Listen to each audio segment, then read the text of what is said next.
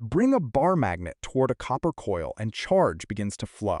The galvanometer needle swings, then returns when the motion stops. Now, lock the magnet in place, move the coil toward it at the same relative speed, and the needle repeats the same trace. The relative motion and the measured current are unchanged, but the standard explanation changes completely. In the first experiment, a changing magnetic field creates a circulating electric field. In the second, charges moving with the wire are pushed by a magnetic force. The apparatus cannot tell which object was really moving. It gives us one current and two stories, so which part of the explanation belongs to the physical event and which part belongs to the observer? I want to answer that question without pretending the current or magnetism is unreal. The connection is subtler, because two observers can divide the same electromagnetic event into different electric and magnetic parts and still predict one current. I find the opening of Albert Einstein's 1905 paper revealing.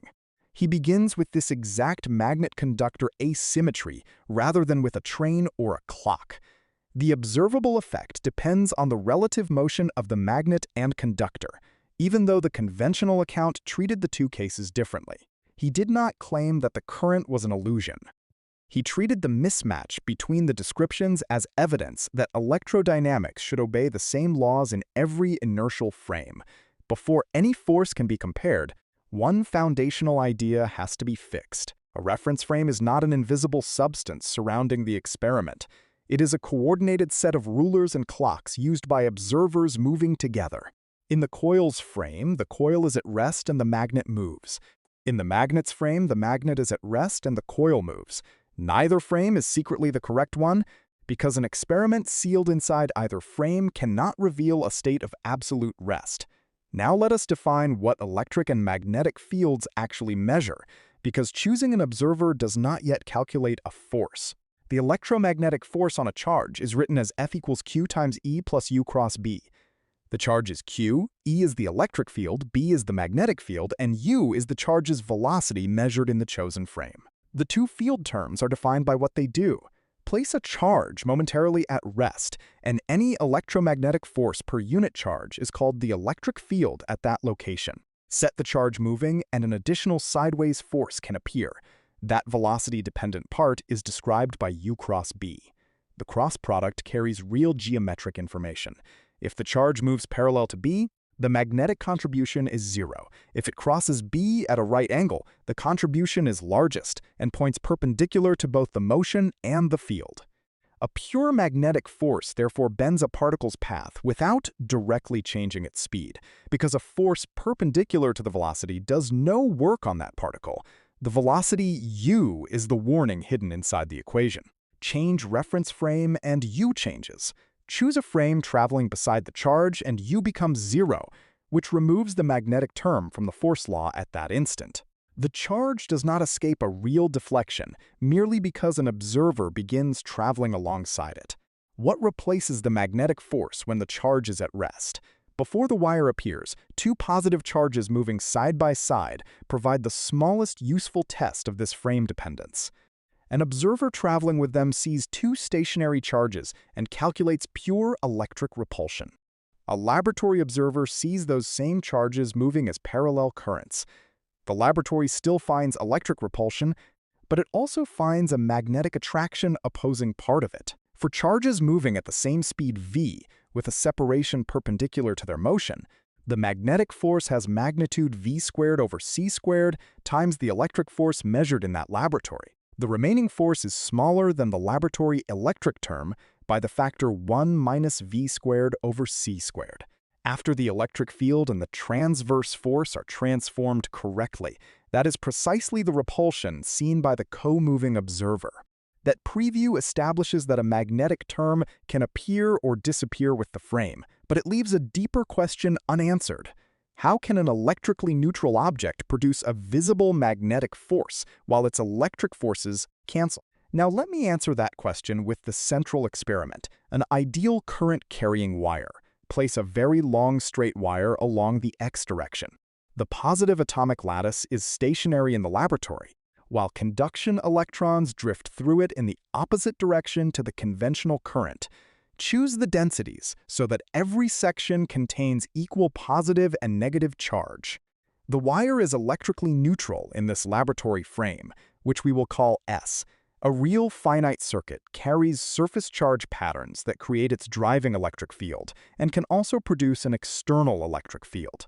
The infinite, steady, neutral model removes the return path and those engineering details, so the relativistic source change can be isolated. Let the conventional current point in the positive x direction. The magnetic field circles the wire according to the right-hand rule. At a point directly above the wire, that field points in the positive z direction. Send a positive test particle through that point in the positive x direction. Its velocity crossed with the magnetic field points downward toward the wire, so its path begins to curve inward. The calculation in S is unambiguous. The wire has no net charge density in this ideal model, so there is no external electric field, and the resulting attraction is entirely magnetic. The cleanest test particle is a proton moving much faster than the electrons drift through the metal.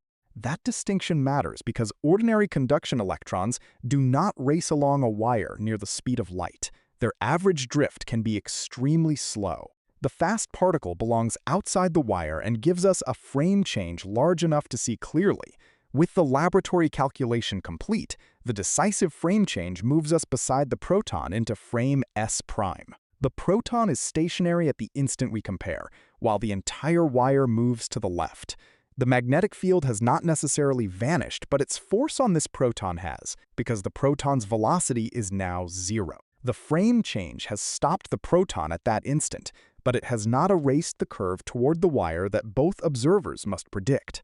The magnetic term is gone, so what creates the force now, and where can its source come from if the wire was neutral? The answer has to be an electric field, which means the wire cannot remain neutral in S'. I want to slow down here because finding the source of that electric field is the hardest step in the argument, and the usual one-sentence appeal to length contraction is not enough. Moving charges are packed more closely, therefore a charge imbalance appears. That sentence points in the right direction, but skips the difficult part. The wire contains two overlapping charge populations with different velocities, and changing frame also changes which separated events count as simultaneous. Contracting whichever row of charges looks convenient can produce the wrong sign.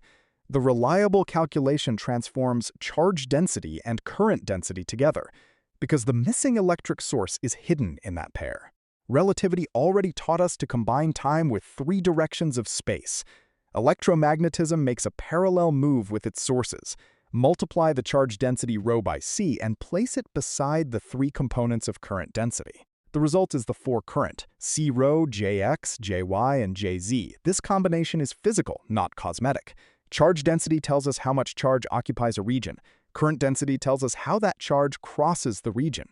Boost along the wire changes both measurements, just as a boost changes both time and position. For a frame S' moving at speed u in the positive x direction, the transformed charge density is gamma times rho minus ujx over c squared. Gamma is 1 divided by the square root of 1 minus u squared over c squared.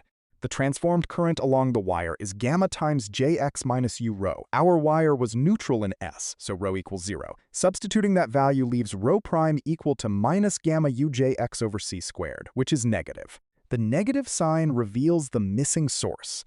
The current that looked electrically neutral in the laboratory becomes a negative charge density for the observer traveling with the positive test particle.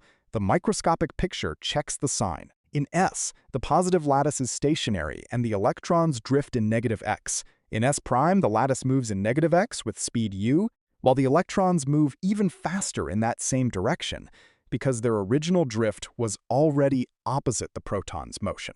Recount the two populations that had equal laboratory densities on an S' simultaneous slice, and the electron spacing changes by a slightly larger factor than the ion spacing, leaving more negative charge per unit length. No charge has been created or destroyed. Charge density is not obtained by photographing whatever happens to look crowded. It counts charges between two locations at the same time, and different inertial frames disagree about which separated events are simultaneous. The four-current transformation performs that bookkeeping exactly. The contracted rows are an interpretation of its result rather than a replacement for it. The sign turns the algebra back into the physical curve. A negative line charge creates an electric field pointing inward. The stationary positive proton in S' is pulled toward the wire by QE', exactly where the magnetic force in S was already sending it. The direction is settled, but the stronger test is quantitative. Does the new electric field reproduce the full transformed force, including its factor of gamma? Integrate the transformed charge density across the wire's cross-section. The integral of Jx is the ordinary current I, so the line charge in S' is lambda prime equals minus gamma ui over c squared. For an infinitely long line charge, wrap a cylindrical surface of radius r and length L around the wire. Symmetry makes the electric field radial and equally strong all around the curved surface. The flux is therefore E times 2 pi r L. While the enclosed charge is lambda L, set the flux equal to enclosed charge over epsilon naught and cancel L. The radial field is lambda divided by 2 pi epsilon naught r. At our point above the wire, the negative lambda prime makes the field point downward. Substitution gives EY prime equal to minus gamma ui divided by 2 pi epsilon naught rc squared. The laboratory magnetic field follows from a matching circle around the current. Symmetry makes B tangent to that circle and equally strong along it, so its circulation is B times 2 pi r. Set that equal to mu naught I and obtain Bz equals mu naught I divided by 2 pi r at the point above the wire. The constants obey mu naught times epsilon naught equals 1 over c squared.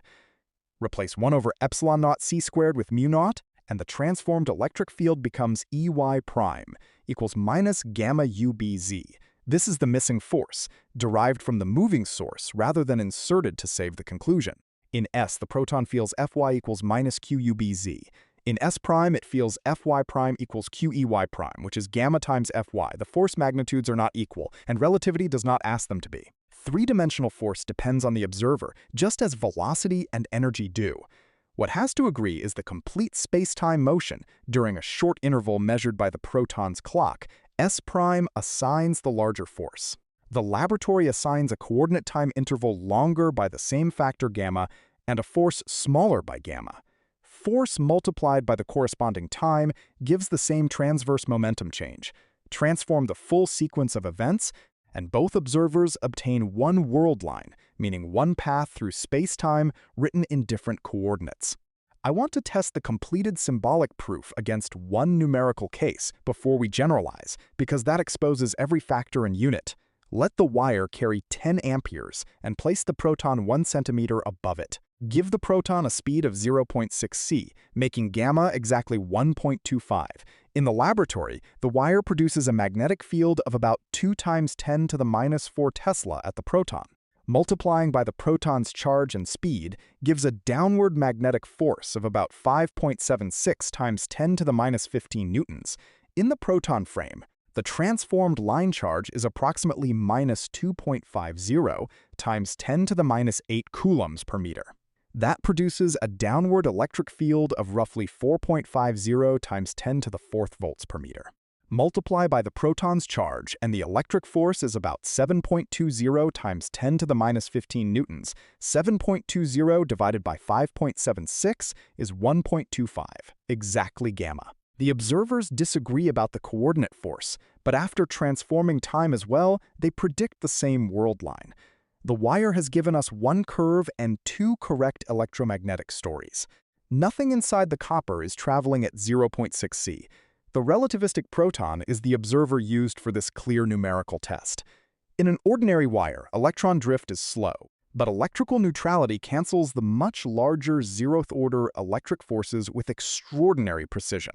The smaller motion-dependent contribution can therefore be the force that remains and becomes visible as magnetism. Relativity is not waiting for a spaceship.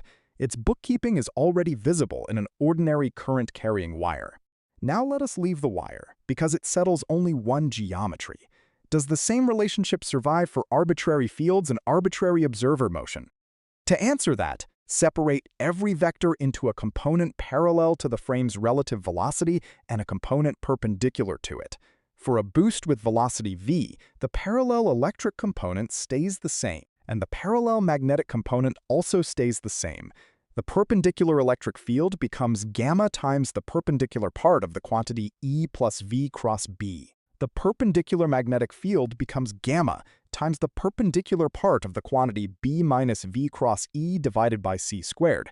Before trusting the signs, one convention has to be fixed because reversing which frame moves reverses the cross products. We define S prime as moving with velocity v relative to S. If v points along positive x, one component reads EY prime equals gamma times EY minus VBZ. The companion component is BZ prime equals gamma times BZ minus VEY over C squared. Our wire is a direct check. In S, EY is 0.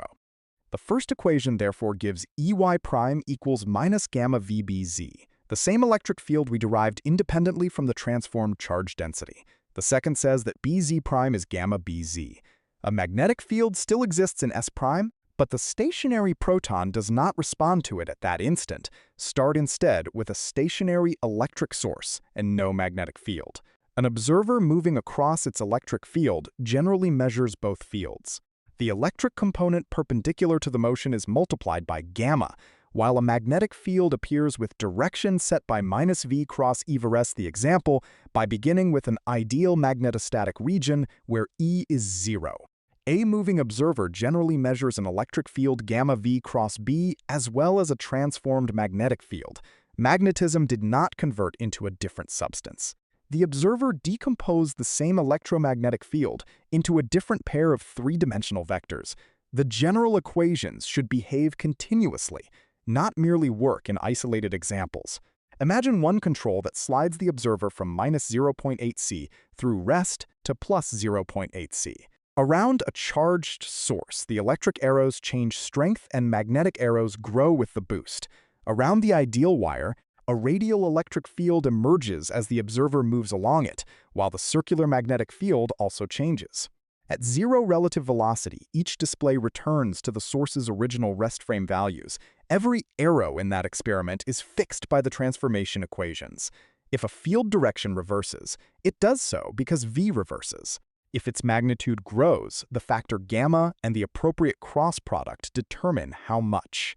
The changing display is therefore a set of measurements made by different observers, not an arbitrary distortion of one observer's picture. The same constant C appears in gamma and in the term V cross E over C squared. It also entered the wire calculation through mu naught times epsilon naught equals 1 over C squared. That is not an accidental reuse of a familiar symbol. The invariant speed determines how space and time mix, so it also determines how the electric and magnetic parts of one field mix.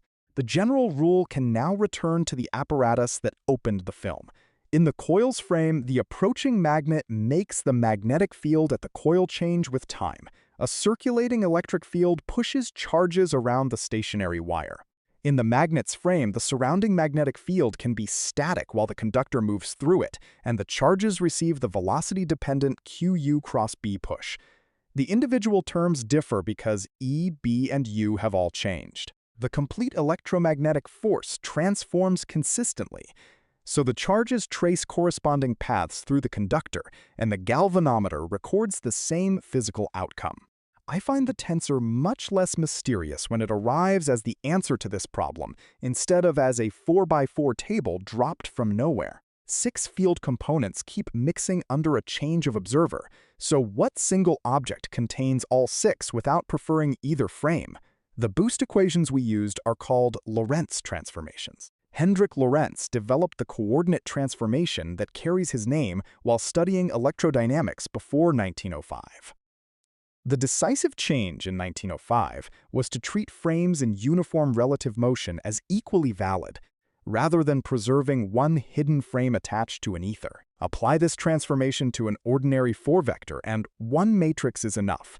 The electromagnetic field needs 2 directional labels, so its compact form is a 4x4 object called the field tensor, written F mu nu. The word tensor can make this sound further removed from the experiment than it is. This particular tensor is simply an organized table with 16 slots. Its diagonal is 0, and entries reflected across that diagonal have opposite signs, leaving 6 independent numbers. Those 6 numbers are the 3 components of E and the 3 components of B. The placement of those entries explains the division. Entries that pair the time direction with one space direction contain E divided by C. Entries that pair two spatial directions contain B. Electric and magnetic fields look separate after an observer has divided space-time into one time direction and three space directions. Change that division with a boost and the entries mix. Because the tensor has two indices, the boost matrix acts on it twice. In matrix notation, F prime equals lambda F lambda transpose.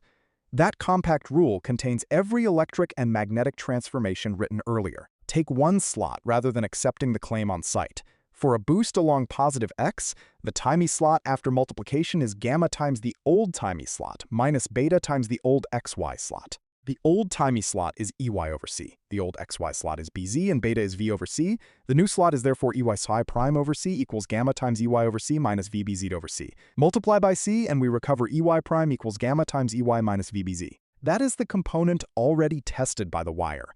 The matrix did not introduce a new physical rule. It exposed the common structure behind the source transformation, the force law, and the field transformation. The tensor's components change between observers, so calling the table numerically invariant would be wrong. The frame-independent statement is that all observers are describing the same geometric electromagnetic field, with their component tables related by the boost rule. The situation is similar for the forecurrent. Rho and J change, while the complete spacetime source remains one object. The tensor unifies everything that changes. Now let us reverse the problem. What survives every change of observer? Two combinations of E and B have the same value for every inertial observer at a given event. The first is E squared minus C squared B squared. The second is E dot B. Calculate either combination before and after a boost and its value remains fixed. The wire provides an explicit check. In S, E is 0, so the first combination is minus C squared B squared. In S prime, the relevant magnitudes are gamma UB for the electric field and gamma B for the magnetic field. The combination becomes gamma squared U squared B squared minus gamma squared C squared B squared. Factor out minus gamma squared B squared, leaving C squared minus U squared. Since gamma squared times 1 minus U squared over C squared equals 1, the result reduces to minus C squared B squared, exactly where it began. The electric and magnetic vectors remain perpendicular, so their dot product stays 0 as well. This is the part I find most useful, because the invariants turn a slogan into a test. They determine which parts of an electromagnetic field an observer can remove by changing frame. Begin with a charge at rest. At a point around it, there is an electric field and no magnetic field. E squared minus C squared B squared is therefore positive, while E dot B is 0. A moving observer can generate a magnetic component, but the positive invariant prevents any observer from eliminating the electric field completely. When E and B are perpendicular and the first invariant is positive, an appropriate inertial frame can set B to 0. The ideal wire in laboratory frame S gives the opposite class. At the proton's location, E is 0 and B is non-zero, making E squared minus C squared B squared negative. The proton frame acquires an electric field, as we calculated, but the negative invariant tells us that a frame exists where E vanishes. The laboratory is already one such frame. For perpendicular fields in this magnetic dominant class, no boost can remove B instead. If E dot B is not 0, the fields have a parallel relationship that no boost can erase. Neither E nor B can be made 0 at that event. This alone disproves the broad claim that every magnetic field is merely an electric field viewed from the wrong frame. The classification has a third boundary class. In a plane electromagnetic wave traveling through a vacuum, E is perpendicular to B, and its magnitude equals C times the magnitude of B. The dot product is 0, and E squared minus C squared B squared is also 0. The electric and magnetic waves are in phase. They reach their peaks together and cross 0 together as the wave propagates. Even though both invariants vanish, no finite inertial boost can remove either non-zero field. Doing so would require traveling beside the wave at C, and a massive observer has no such frame. This classification is local to one spacetime event and the boost used to describe that event.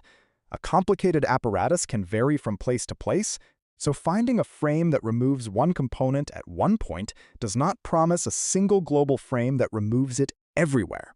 Now the hidden connection is precise. Magnetism is relativistic because boosts mix electric and magnetic components, and because current is the spatial part of the same forecurrent that contains charge density. Magnetism is not disposable because the invariant class of the field can require a magnetic component in every inertial frame. I do not want to leave the answer cleaner than the physics itself, because an actual bar magnet opens a different question. In the magnet's rest frame, a static external field can be predominantly magnetic, while an observer moving across it generally measures an electric component as well. Relativity explains that change of field description. Creating permanent magnetization is a separate problem in quantum and condensed matter physics. Electron spin and orbital motion provide microscopic magnetic moments. Quantum statistics and the electromagnetic interaction produce an exchange energy that can favor aligned moments in materials such as iron, cobalt, and nickel. Regions of aligned moments form domains, and the motion and pinning of domain walls determine much of a permanent magnet's behavior. Replacing that material mechanism with tiny classical current loops would miss the physics. The connection established here begins after the material has produced an electromagnetic field and asks how different inertial observers divide that field into electric and magnetic parts. With the relativity argument complete, the same constant C opens a separate question about the vacuum. James Clerk Maxwell's electromagnetic theory supports waves whose speed can be written as 1 divided by the square root of mu naught times epsilon naught.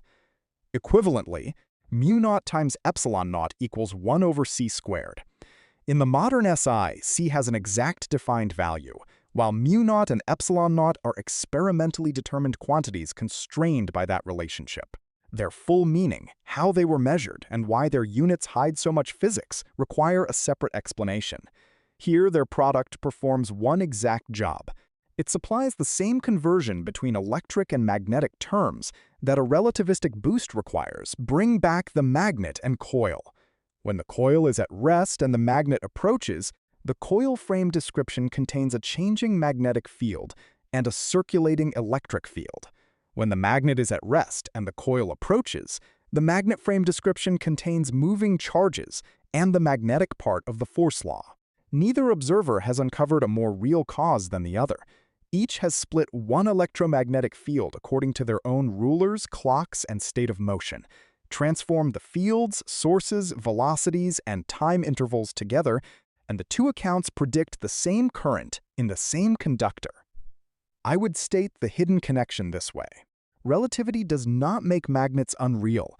It shows that electricity and magnetism cannot be separated from the observer who measures them. Charge density mixes with current, electric field mixes with magnetic field, and both pairs are organized by the same geometry of space-time. That geometry also tells us exactly where the simple slogan stops. Some observers can remove a magnetic component locally, others can remove an electric one, and the two invariants identify which option is possible. A non-zero electromagnetic wave permits neither. The complete field survives every change of frame, even as the labels E and B are redistributed.